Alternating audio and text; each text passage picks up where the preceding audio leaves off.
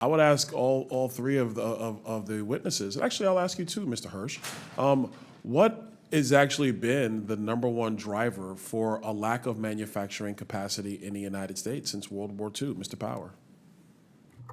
Thank you for the question, sir. In my mind, it is specific CCP policies that have artificially subsidized well past the cost of good jobs and competitive labor in America, where, if you'll remember, there was a large language model like DeepSeek that got released by China, and they're charging, 1/100th of a use case versus OpenAI. And they're doing that to draw the consumer into using that product more and more and more, which obviously then captures data. It is the same sort of industrial policy that has been going on for the last 40 years, where we could buy a block of raw material in the United States of aluminum, and it will be twice as expensive as the fully landed cost, including shipping, of that same component from China. And it is not possible for them to be so cheap and competitive, apart from the slave labor conditions, because they aggressively subsidize energy, raw materials, and kind of reverse tariffs, where if I sell something to you from China to the US, I get a subsidy back from the CCP.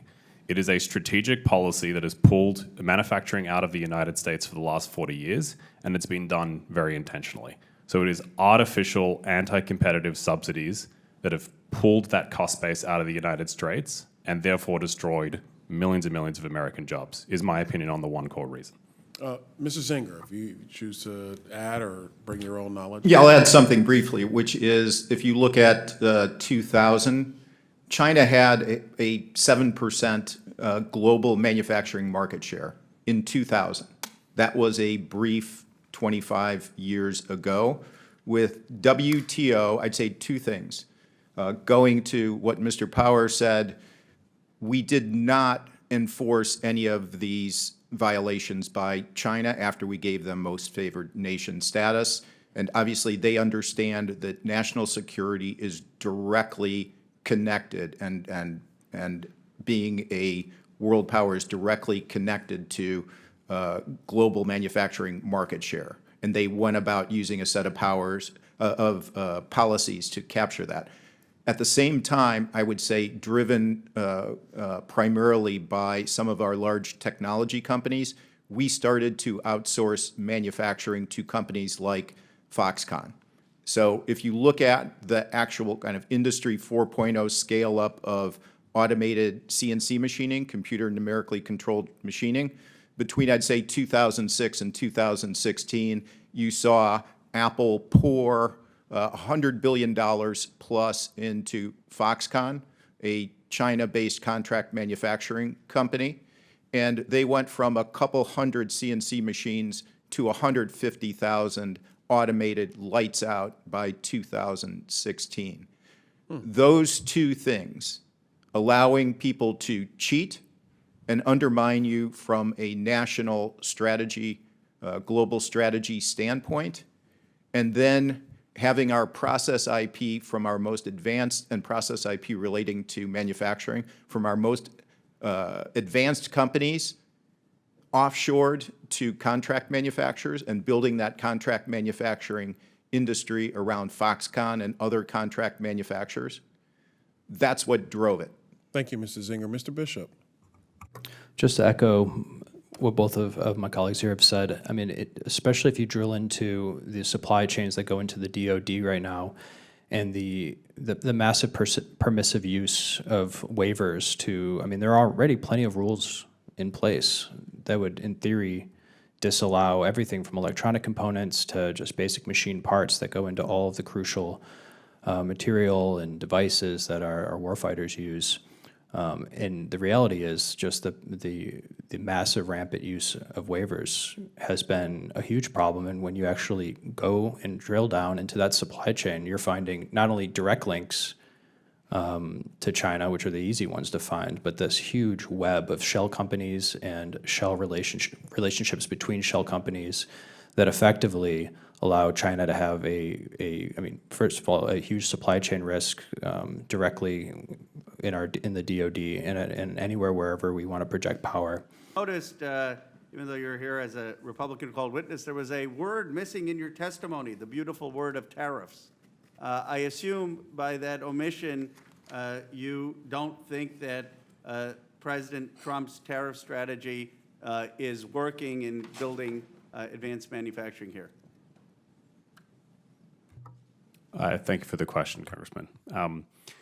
We're not really impacted by tariffs, and it's hard for me to comment on it directly in this hearing because our entire supply chain is regulated that we have to have everything from raw materials and everything onshore.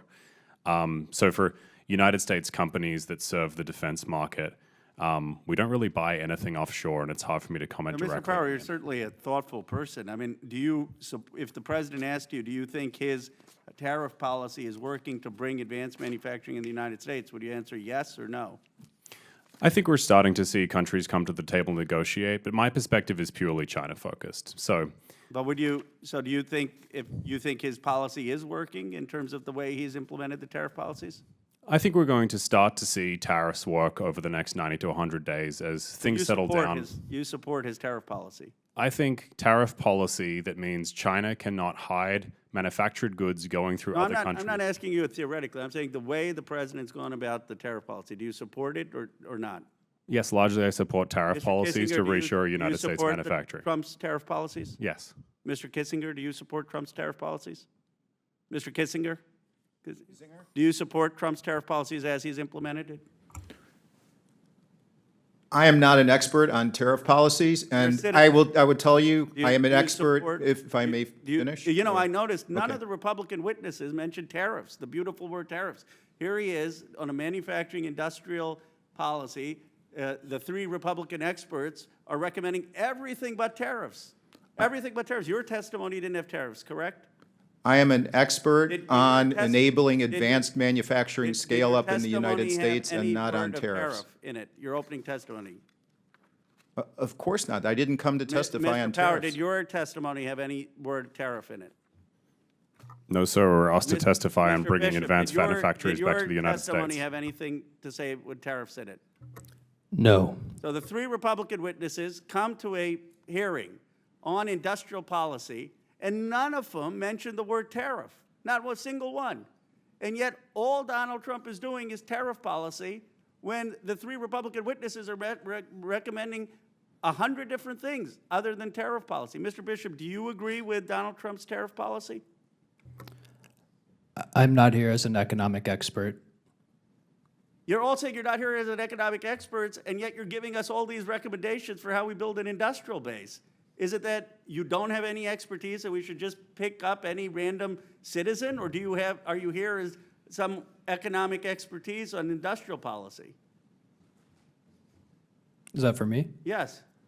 Oh, sorry, I misspoke on this. I mean, on tariffs, this is just not one of the, I mean, like these guys as well, we're focused on building companies here. All of you up there, the Republican side, said you're not economists. I wanted to give Dr. Hersh, an economist, a chance to weigh in as well to follow up on Mr. Khanna's questions.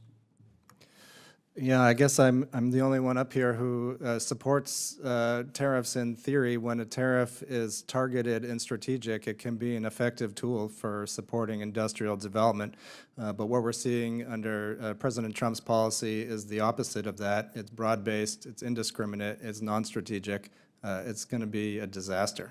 Yeah, and so I guess what you're saying, if I can summarize, is that tariffs can be a tool to address some of the strategic and uncompetitive behavior we're seeing out of places like China, but not when they're applied in such a blanket and haphazard way as we're seeing right now. Absolutely, and we've seen that just in the past week or so with a determination on shipbuilding, on solar panels. We saw President Biden invoke a 100% tariff on Chinese electric vehicles. These are all things that will contribute to rebuilding manufacturing, including the steel and aluminum tariffs of Mr. President, of Mr. Trump. Which helped keep that smelter, which Chair Burlinson referenced, online for much longer than it could have been. How would you see, if we fix this thing, what happens for the next generation of Americans if we restore the industrial base of our sovereign nation? It's a golden era. I mean, you look at where the cities where we used to produce things, St. Louis, Cleveland, Pittsburgh. I mean, these were some of the richest cities, not just in the country, but in the entire world. We literally called it a gilded era. And what's happened over the last century, and has certainly accelerated over the last 2 decades, is something that's reversible, but we have to get very, very serious about Do it. you believe a new golden era has been described, is achievable, good sir, if we make the necessary corrections now? We still have time, but in my opinion, we have to get really serious right now.